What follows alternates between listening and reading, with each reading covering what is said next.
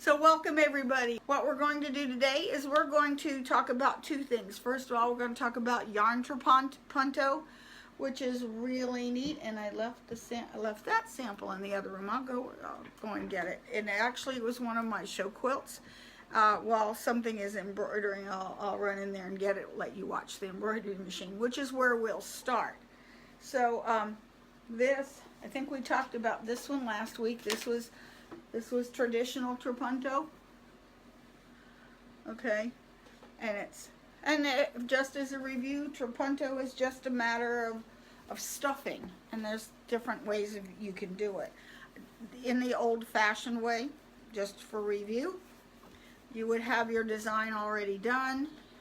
You would make a little cut in the back. You would stuff the batting or the fill or whatever inside. Then you whip stitch it closed. And then you could either put another backing and batting on there, but most people didn't in the old days. They just simply left it and had the little stitches. But I don't like that because then you can get inconsistency on how much you stuff. So this is what they call faux trapunto, because what you've done is you put your fabric, you've drawn your design on the fabric. Then you take in extra thick polyester batting and wash away thread, and you stitch the outline. Then you put your quilt sandwich together with your batting and your backing, and then regular thread quilt your design, and then you spritz it with water and some good shot of steam, and that wash away thread dissolves, and you get that, because now you underneath these thick parts you got 2 layers of batting. Okay, then last week we talked about shadow trapunto. And remember I was telling you that I had a sample and I couldn't find it? Well, here it is. Okay, and this is shadow trapunto. It's done the same way. The difference is here, instead of just using the thick batting, I also used bright day glow orange fleece. Then cut it out, put my quilt sandwich together, did my regular quilting, and it's done. Let's talk about doing trapunto on an embroidery machine. Same technique as before. I'm going to use wash away stabilizer. You can also use no-show mesh, but being that I'm planning on doing one more technique with this, which is the yarn trapunto, I'm going to use the wash away, mostly because it's easier to needle through. I'm going to hoop just my stabilizer, and usually I'll put the T-pins, but I'm not going to today, so because I want to finish something. So, okay, I'm gonna get good and tight, and I'm just hooping the rinse away stabilizer. Or you could use no-show mesh if you don't want to take it out or wash it out. You know, you can. It'll be fine to use the no-show mesh. This is something super simple, and I did this in IQ Design just to get something quick in there. And that wouldn't take all day to sew. This will only take, what, 4 minutes to sew. Trapunto is almost like an applique. You'd stitch this first design. And I'm using purple. Hopefully you can see it.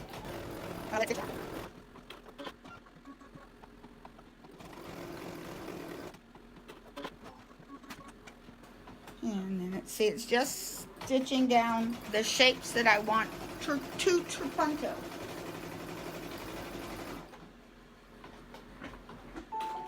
Okay.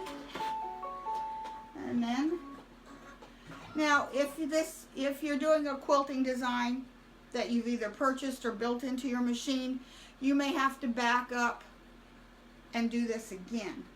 So I'm just going to want the flattest of the 2 sides of the top. Just put this on the top as thick as you want it to go. Now, if it's too thick to where it's wanting to wrap around the foot here, then what I would do is put some salvie on the top, pin it down so that it won't bunch and grab this. But this is actually okay, but I'm going to hold it so that it, and just keep a real close eye on it. And be ready to hit that stop button.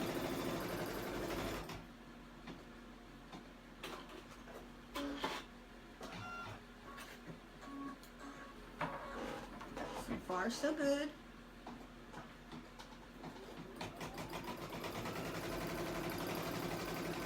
Oh, there we go. This is a stop. I would turn my back on it. It never fails. I'm just going to clip some of it out.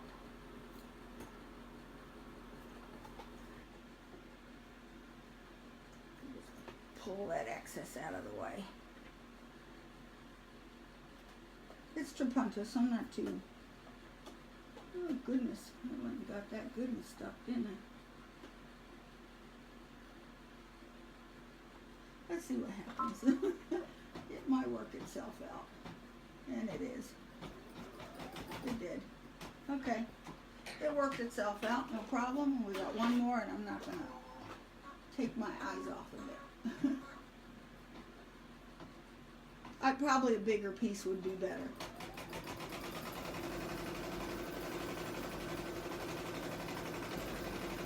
Okay, yay.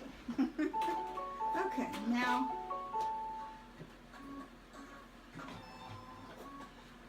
I'm going to take the hoop out of the machine, but not take the fabric out of the hoop. And I'm going to get these scissors and clip the excess away, just like you do an applique.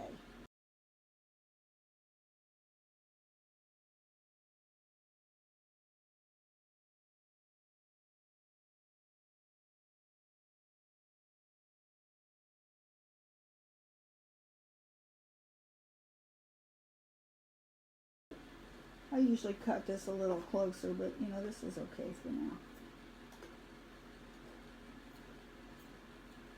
There we go. Okay, so now I've cut and I've left just the bits of the high loss batting. I'm going to float my fabric and my batting behind it, because the rest of it is just going to be regular quilting. I'm just going to put this back into the hoop. And I'm going to put my backing down and then the batting on top and just float it underneath. Okay. Okay. And then I'm going to put my backing fabric on the top and float it on the top. You could spray it, but I'm just going to leave it. And stitch it down, and it's going to be in purple, and I'm just it's going to go around first.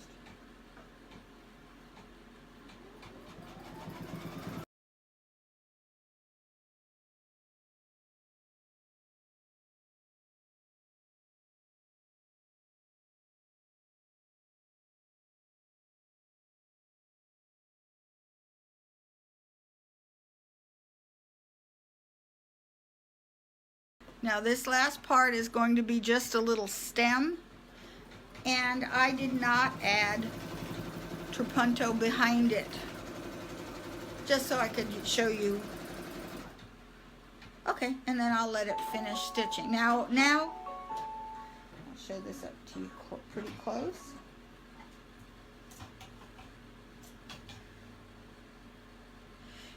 And it's hard to tell, but this is a little thicker than the background. You can't really see it until you do your background stitching.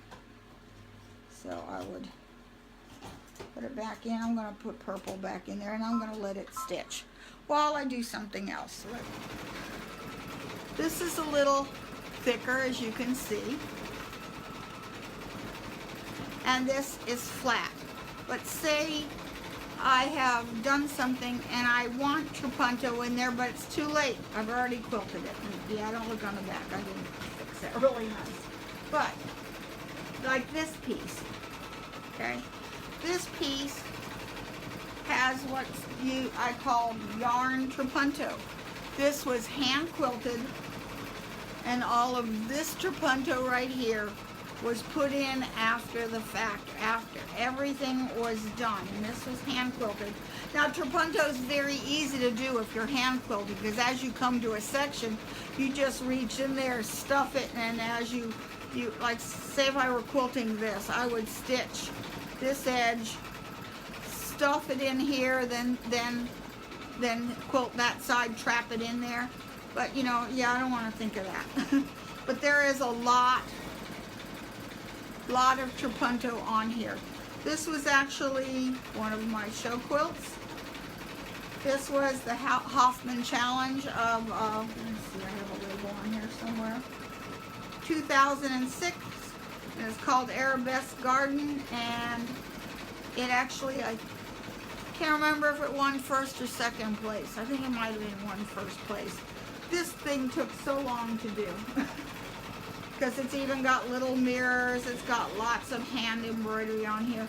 But this was yarn Trapunto, because if you notice, if you look here and see this, let me put it down. If you notice, these colors are a little darker, and that's because I used plain white fabric and I used color yarn. So this is done with the yarn, and I'm going to show you how to do it. I've got green here, purple, yellow. I think those are the only colors I used. Or there might have been, yeah, I think this is, it looks like pink in here, a little bit of pink, but that's actually bright red yarn. So go figure here. Okay, so what you need to do this, is you want to have yarn darning needles, and there's different kinds of yarn darning needles. I'm over here. Oh, I didn't cut it. Okay. I prefer the kind that have a blunt tip. Now, they don't always come with a blunt tip. Sometimes this is real sharp. I don't like using this kind. Let me move that out of the way so you can see that. I don't like using this one because it pierces through the front of the fabric. But you can also take sandpaper, an emery board, or a file or something and file the point down. And that's actually what I did with this one, is I took it and I filed the point off so that it isn't easy to go through fabric. So, granted, I don't have good tensions because I did not change off of my embroidery. So what you do with this is you're going to thread it, and you can have it how many layers you want, and you're going to poke it through. You want to feel it, because you want to feel on this side, because you want to poke through the batting to the front if you're doing it for color.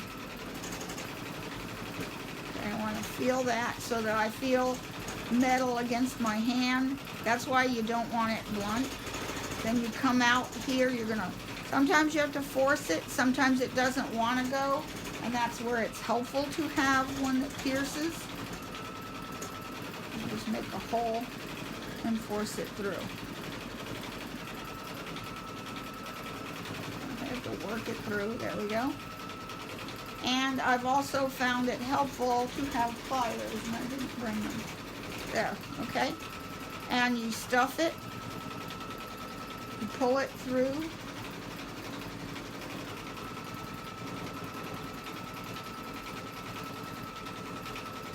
and usually I'll take it and I'll decide, is that, see, now I've got that Trapunto effect on the front, and you can see a slight color change, okay? And if it's enough, you cut it, and what I do is I give it a little tug and cut it flush. Don't want to cut the backing fabric. And if I want to put in another layer, I'm going to run another one beside it and do it again. So now this time I'm using 4 layers of the red. Now it's really nice and thick. And there we go. This is great. Then, see how it's sticking through? This is where you want to take some good and sharp scissors, cut the excess off.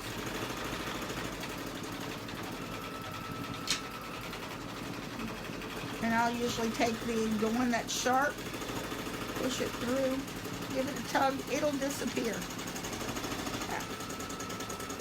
Sometimes just push it back in. It might leave, it's not a hole, okay? I don't have a hole there.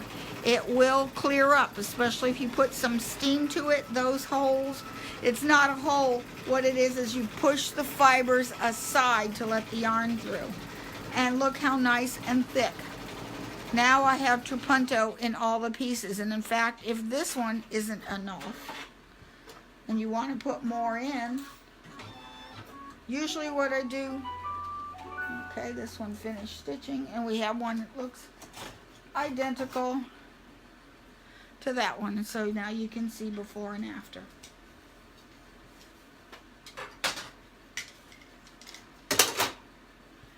And here's the before Trapuntoing and a little more extra Trapunto. So let's just say I want to put more in here. Also, if you want to go a long distance, I have put this long stem and I need to fill it. So I'm going to stuff this through the back, and I'm going to start at one end, force it through,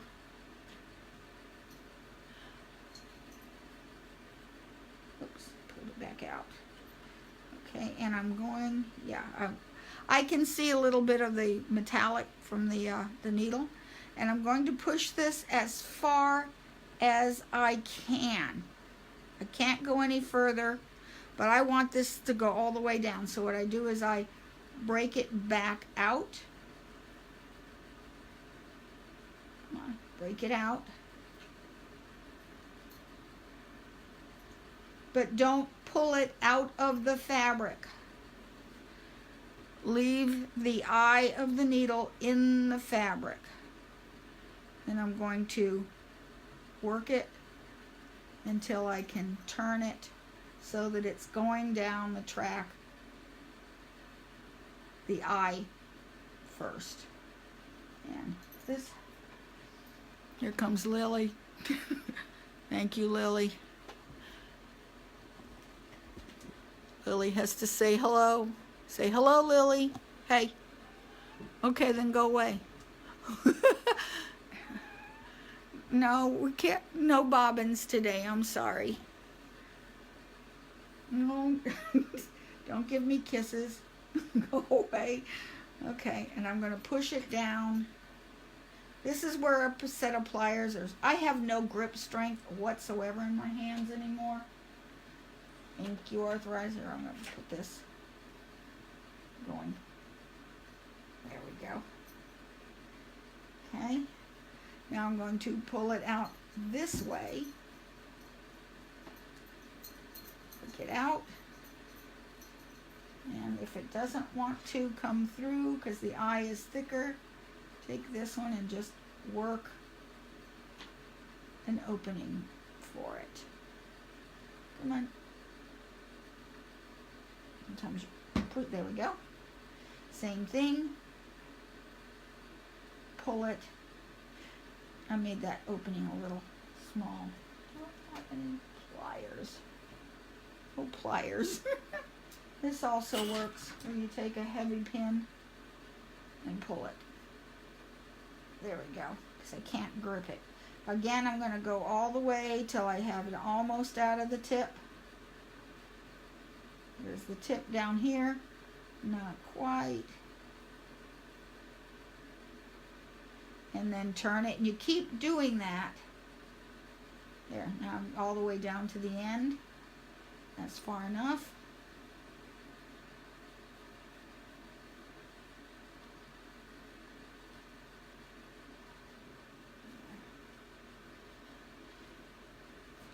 I'm also using Warm and Natural. This would probably go a lot easier if I had a less dense. Warm and Natural is a rather dense batting. So if you have a polyester, it goes through considerably easier. Okay, there. Now I have a long track. Like this is great for stems. And notice now, oddly enough, with the red thread, it almost looks like lavender. You just never know what the yarn's going to look like underneath the batiste. And the sheerer the batiste, the sheerer your color will come through. or the more strongly your if it's sheer batiste, then your color will come through a little stronger. So now I'll pull this. Now I did two layers. I could put as many layers as I need to, and I'm going to pull that just till it disappears. And see, when you pull it, it goes inside. Okay, I'm going to clip this close here, pull it, and it goes inside. And that's how this is done. Because if you'll notice on this piece, now this has got trapunto everywhere. Let's look at the back. Let's see if I can even find a, yeah. So you can, if you look really close, I mean really, really, really, really close. Come down here. If you look really close right here, those needles. See, here's where I entered. Can you see it? I don't know if you can see. It's just a little dimple where the fiber, this has never been washed, but you can also work those back into shape. And what I did here is I just simply started with the longest piece and did it around the curve. Same thing if you're going around a curve. You can only go so straight. So again, you do the pull, turn, and you can go down the curves like that. So you do it a part at a time. So I come here, pull it out, turn it, go down here. And then if I can't get any further, I pull it out, turn it, and keep going down. So how I filled these different shapes, and there's a lot of trapunto I put in here with the bright yellow yarn. I don't know if we can make it show you what color yarn we have back here. No, we can't see it. But it's a bright golden yellow. Only it comes through as a pale yellow when it's going through the and a bright lime green turns out is just a pale green. It's real subtle. I would have gotten more if I had used sheer fabric, but I didn't. It's a little more sheer on the front. See the bright purple here? And then I embroidered. Actually, I embroidered, I can't remember, did I embroider out? No, I embroidered before I put the sandwich together. So I did how I did this is I did all my needle turn, and then I did all my embroidery, then I did my quilting, and then I did all the trapunto, and a whole lot of other weird stuff on here. So, but this was a lot of fun to do. See this right here where it's really thin is just a single yarn. You want to make sure your yarn is color fast. By the way, I usually use an acrylic yarn and then I will still test it because some of the cheap stuff will still run, but I want to use a yarn that is color fast. I don't want it to bleed through. So that's why I don't use wool yarn. Wool yarn will give up color, and that could be a bad thing. But usually acrylic yarn works fine. So this is a way to get trapunto done after you've decided see, like over here, now if I had to do this again, I see a part it isn't making me happy, and let me get it here. That isn't making, to me it looks kind of flat, is right here. See, I got all these ripply things. This is, like if you get this and you really don't like that look, I could then go with white yarn and just fill it in, go from the back, stuff it out, and then it's going to be really pretty, and it won't have that dimply look, which would make me crazy. And like this one is super stuffed. I mean, I must have put like 10 or 12 layers to make this that thick, to make it really, really thick. So it'll go underneath. So, but that was a lot of fun. If you have any questions, send me an email. It's waltzquilt@yahoo.com, and I'll be happy to answer any questions. If you have something that you need me to look at, you can do it interactive. We could do it with Zoom, Facebook Live, private session, messaging.